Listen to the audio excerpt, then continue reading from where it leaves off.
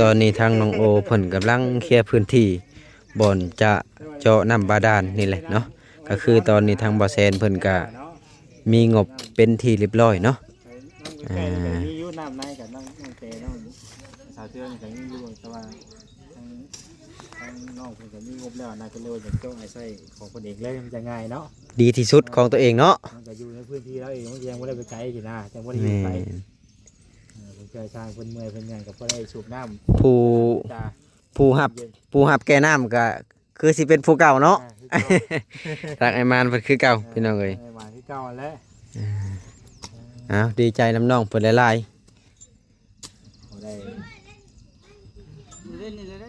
บริเวณนี่แหละน้องเอาเข้าสิหลายๆเติมแหละร้านเครื่องนึงนะเครื่องนึงเนาะแม่นเครื่องนึง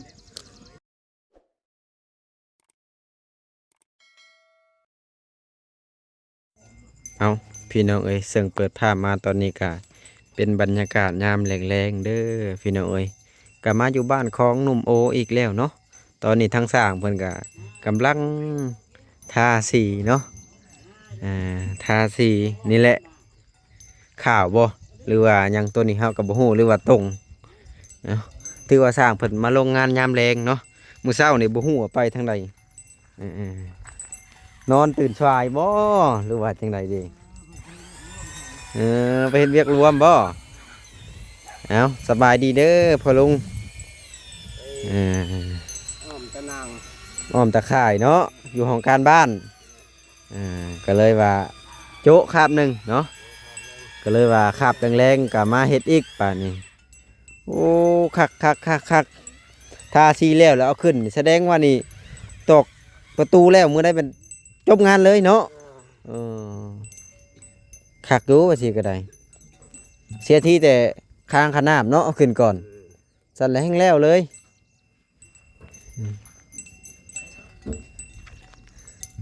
มันบริแข่งบ่อันนี้แพงอันนี้มาคิงล้อนี่บริแข่งบ่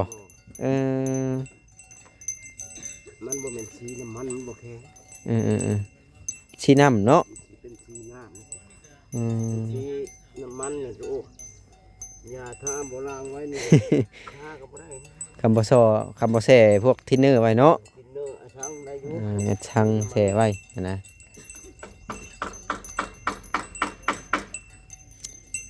ตรงเลยเนาะตัวนี้เนาะเดี๋ยวตัดตีตัวนี้ยาวเตือมันยาวพี่น้องเลยไม่บ่ได้ต่อมิแต่ตัดไม่เฮือนน้องโอนี่ส่วนลายไม่เฮือนมิแต่ต่ออันนี้ผมมิแต่ตัด ถ้าไปกินนี่แห้งโลดเนาะตอนนี้ทางสร้างเพิ่นก็ชี้น็อตจับเกี่ยวระหว่างคางขนาบกับเสาต่อเอาแบบโยกเยกบ่ได้บ่ต้องเห็นมาตรฐานเนาะนี่พี่น้องเอ้ยเพิ่นเจาะระหว่างคางขนาบกับเสาต่อนี่โอ้ยลมมานี่นอนเฉยบ่ได้ย่านลมย่านฝนถ้าฝนยังว่าย่านลมนี่บ่ค่อยย่านปานใดนี่จะหน่อยเพิ่นก็เอาดินเข้าแล้วก็เทขึ้นอีกโอ้ยหักปันยังอันนี้จะเป็นสวรรค์ซีเนาะโอ้วงกบกับไม้เรียบร้อยโอ้1 2 3 4โอ้แสดงว่าใส่เบิดทุกด้านตัวนี้1 ด้าน2 ด้าน3 ด้าน4 ด้านประตูวงยืนก็ใส่เบิด2 ด้านเนาะขั้นห้องบ่เฮือนอันนี้นะอยู่ว่าโล่งฮะมีแต่ว่าขันใหญ่เลยเนาะเห็นประตู2บานสะดอกบานวงยืนนี่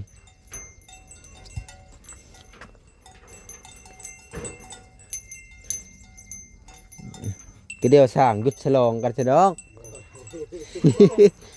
ฮะต้องรอบนึงเลยจะมาเนาะแม่นเจ้าเห็นบ่เห็นห้องการนี้ชื่อฮอดชื่อเจ้าคุณนะคอยก็เห็นเจ้าอยู่ห้องการเว้นนี่คอยแนมเข้าไปอยู่ตอนนั้นแหละเอาเชือกดิเชือกผูกเอาไว้ได้บ่ทุกอันนี้คือว่ายังเฮ็ดบ่เฮ็ดอยู่ได้คือว่า3 คน4 คนเห็นแล้วก็ไปค่านี่นะมุ้ยสร้างคอยกับบ่มาซ้ำมื้อนี้สร้างคอยกับบ่มาซ้ มื้ออื่นบ่หรือว่าจังใดมื้ออื่นไปเรื่อยแท้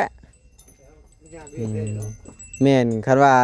ต่อไปนี่เพิ่นก็สิไปงานของเบาเวียงอีกเด้อนี่อยู่ภูแลผู้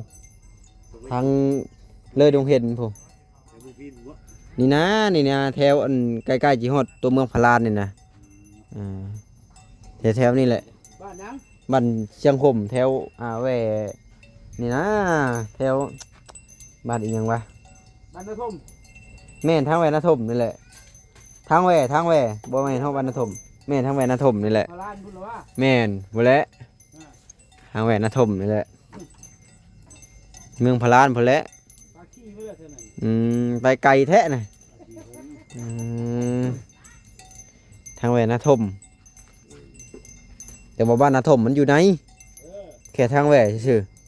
เฮ็ดเฮือนบ่ ๆแม่นบ่เวียงเพิ่นทำงานอยู่พุ่นเด้เอาสร้างแก้วนี่แหละไปเฮ็ด บ่ใหญ่หรอวะ อ่าจักเท่าใด 5-6ดีบ่ เท่าใดบ่เวียงเฮือนจะเฮ็ดที่คูณ8บ่อืม ที่พวกนี้เนาะ ความยาวของยาวเนาะอืม เฮือนนี่ล่ะ แม่นเฮือนทรงโมเดิร์นแบบเฮือนปูนหั้นนะ เฮือนปูน แต่ว่ามันยาวแต่ว่าความกว้างมันบ่ค่อยกว้างปานใดนะก็สิป้าๆในกันนี่บ่จัก ที่ปานๆนะผมเต็ดเนาะ ประมาณนี้แหละ ประมาณนี้ล่ะ เพิ่นก็สิมีกระเดิบหน้าอีกเด้ มันมีแซกมีสังมันยางมันแซกนะ แม่นๆมีห้องนอกห้องน้ำไปอ๋อ อย่างนี้อยู่บ่นะ ตีนมันถูอันน่ะเด้ แซกแห้งเนี่ย อืม เบิ่ลูกยางเนี่ย มันถูกระโปรงมัน มันอกษามันหลายพุ่นเนาะ แม่น บรรยากาศแล้ว เอาเบิ่งเพิ่นเจาะก่อนเอาแน่นแห้งกะลีแน่นโพดนี่ครับบ่จ้างเด้ บ่เพจักเถื่อเด้ บ่เพจักเถื่อครับบ่จ้างนอกจากมันเพแล้วจ้างอีกเพิ่นว่าหั่นนะ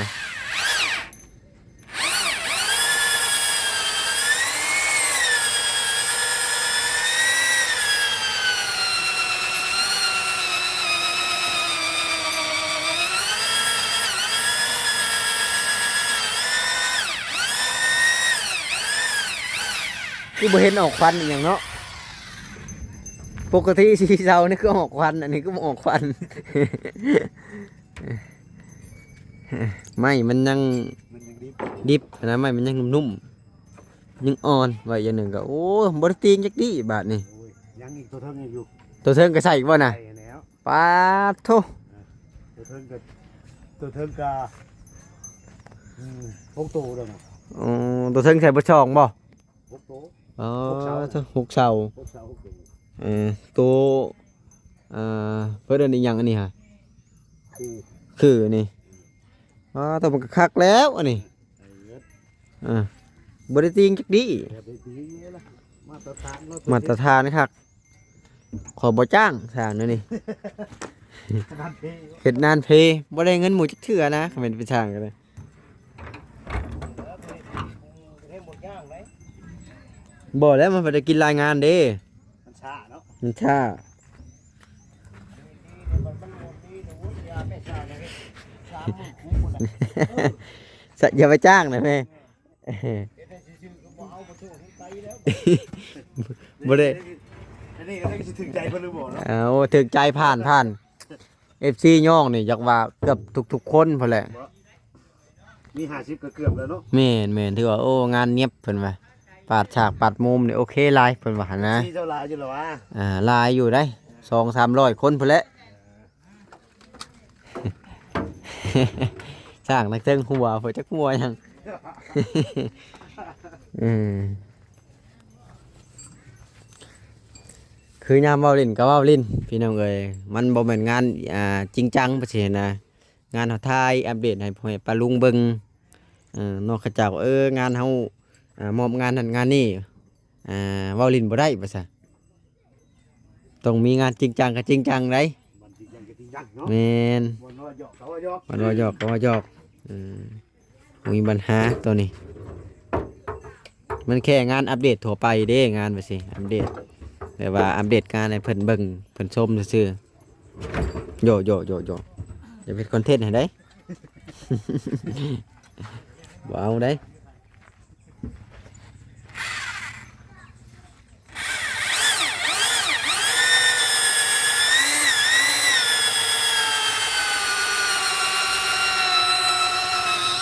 สบายดีหนุ่มโอ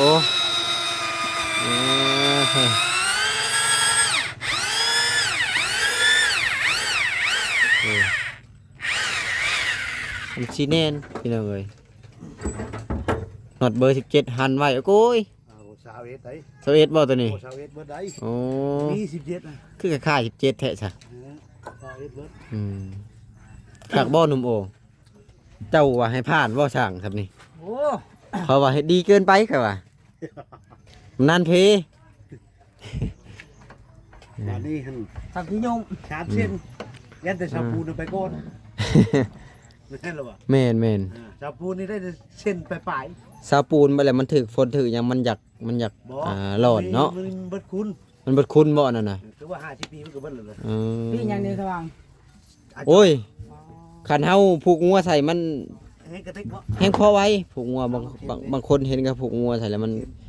พอเป็นเกล็ดออกนะ มาเค็ม เหลือแต่สังกะสีบัดนี้บ่เหลือแต่สังกะสีเหลือแต่บักขี้หิน พี่ว่า โอ้ย เอาสำรวจงานเด้ เฮ้ย ฮะ เอาเพื่อนเมื่อกี้เขาเมียบ่ แม่น ทำเพชรนี่เลย มื้อกินข้าวอยู่บ้าน วิธีเนี้ยพอใจแล้วเนาะ บ่มีเงินซื้อกับข้าวหั้นนะก็เลยกลับมากินอยู่เฮือนแค่แน่ น้ำมันเจ้าไปกันมานี่ก็พอแห้งแล้วจำชื่อลูกเก่าแล้วเมือง คือแนวใดก็แนวนะถึงเมียดีใจนะ แม่น นี่ดีใจคือว่า งามแฮงอีหลีเนาะหนุ่มโอตัวมื้อวานนี่อันเฮ็ดเทือกตอกนี่ยังบ่ได้ใส่ปูเกี่ยวนี่ยังติ่งเนาะใส่เกี่ยวสิโอ้ยบ่ได้ติ่งเลยบัดนี้น่ะกันใช้เส้นเข้าไปแฮงป๊าด หนุ่มเด้อบ ริยาทลมน่ะเทคานขึ้นอีกป๊าดโตโอ้ยเป็นอีกหนุ่มโอเนี่ยโอ้ นี่เจอกระเจเลยโอ้ยมันบ่ได้ถือกระเจมาซ้ำตัวเอง อืม ลืมตัดแรกลืมก็ละ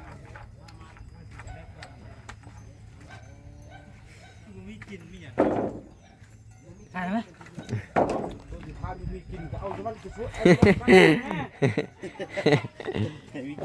สร้างแล้วได้ทาสีบูมีกลิ่นเนาะเอาไหม มันบ่เป็นแล้ว มันจะช่างกันใส่ฮันรถได้เพิ่นไทยคิดแต่เม็ดแน่ทำโมเมนต์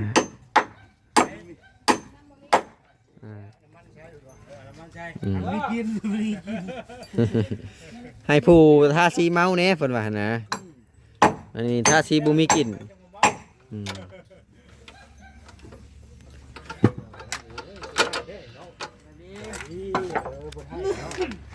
จะก็ตีตึมเลย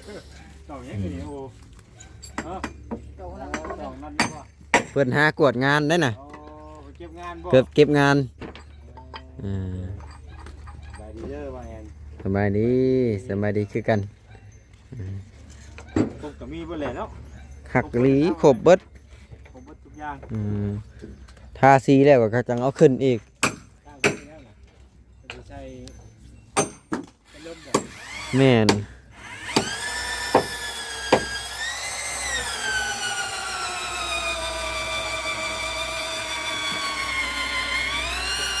ถึงแม่นะเอ้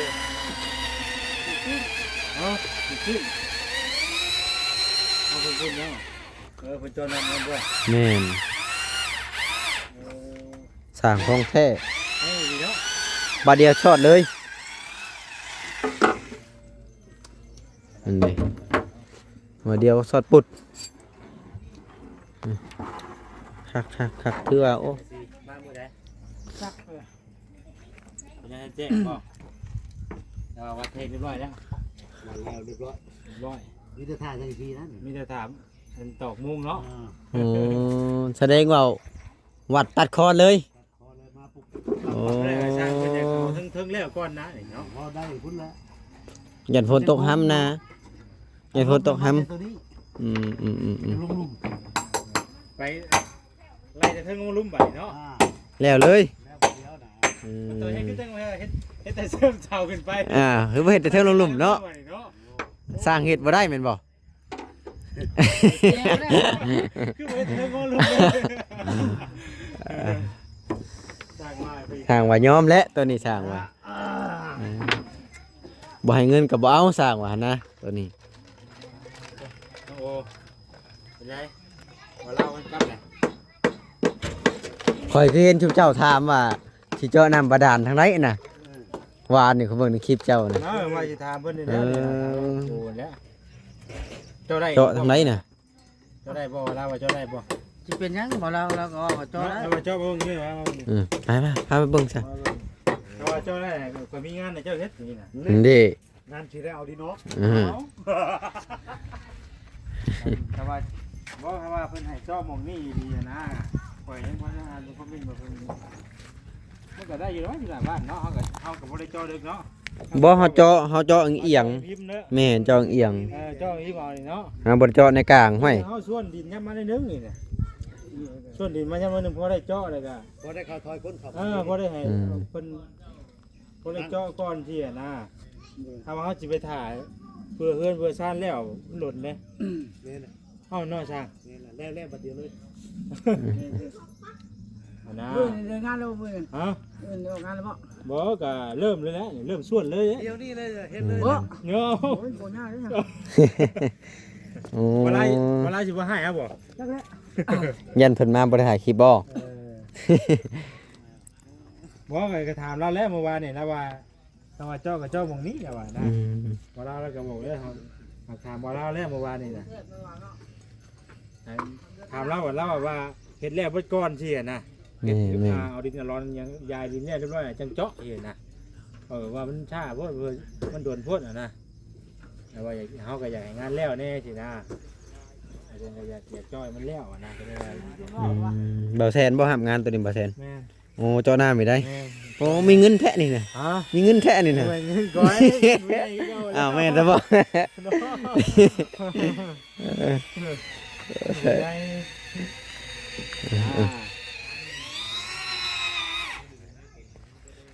ว่ามันก็ส่วนมาหลายเนาะส่วนพอดีกันว่า ส่วนพอดีวิทย์ติดรถเพิ่นเข้าก็โอเคแล้ว คือเก่าเด้อมันจังเย็นเด้อ เพราะว่าเฮายันมันกวมพื้นที่หน้าบ้านเนาะ ดึงเชือกตรงนี้ได้เชือกเก่า บ่อนนี่เนาะนี่แหละนี่พอดีว่าติดรถเพิ่นเหยียบวันนี้ แม่น เขาล้างเขาที่เห็นบ่ ให้เพิ่นทนก้นเข้าไปเลยอืม เขาก็อยากเอาส่วนดินดีเพราะว่ามันเป็นพื้นที่เจาะไรกับเจาะไรเลยสินะเนาะ แม่น มัน แม่ จะ น ไล่อยู่แล้วว่าจะว่าบ่ ได้แค่เอาตีรถอันเหยียบวางแดดแล้วก็เอาอันนั้นมันซุบเข้าข้างในเด้ น้ำมันจะเพิ่นบ่ได้บอกว่ามันไหลมันหยังก็จ้ะมันไหลไปทางไหนบัด คันว่ามันบ่มีห้องน้ำมันก็บ่มีปัญหาดอกสาวสิข้อยคิดว่านะ บ่เพิ่นว่าน้ำเวลาเพิ่น แบบน้ำเฮาใส่บ่ เพิ่นเจาะอะนะ เออมันไหลไปทางใดก็อย่ามันดอก มันแห้งเองมันดอกตัวนี้ เพิ่นเจาะอะไรนี่ แม่นมันแห้งเองมันดอกตัวนี้ มันก็สิไหลมาทางนี้แล้วนี่เด้มันสิไหลลงมานี้นี่ เพิ่นแกมาน้ำบ่น้องโหนี่กะ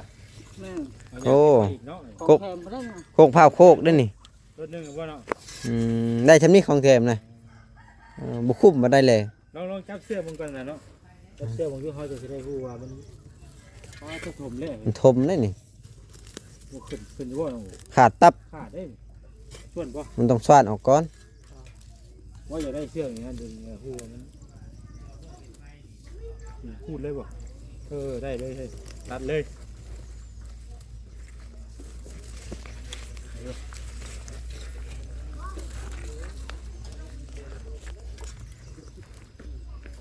มัดไว้เลยแหละ ประมาณนี้เนาะ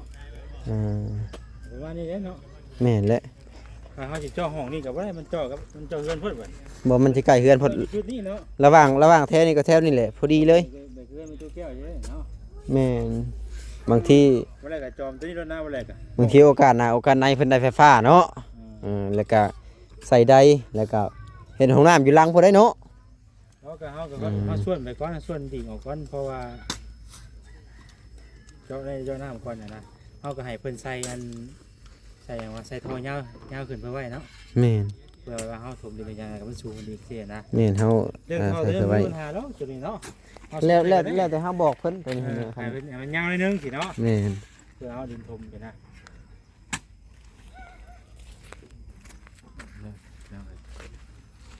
ว่าแทงก็